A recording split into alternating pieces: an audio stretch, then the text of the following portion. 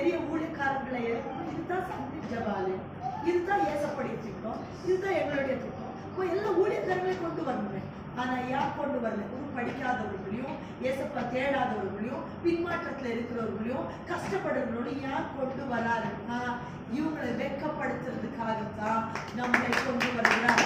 ஒரு ராஜாவை எழுப்பி ராஜாவை எடுக்கிறது ஏசப்பாக்கு ஈஸி.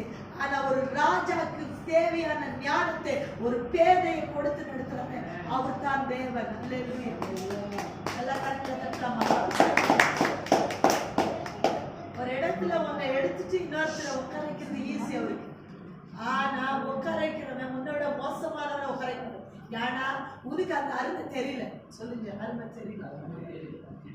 ராணிக்கு அந்த அருமை தெரியல. அவங்க சொன்னாங்க, ராணிக்கு அந்த அருமை தெரியல. பெருமையின் காரியம் ராணிக்கு அந்த அருமை தெரியல. சில டைம்ல நீங்க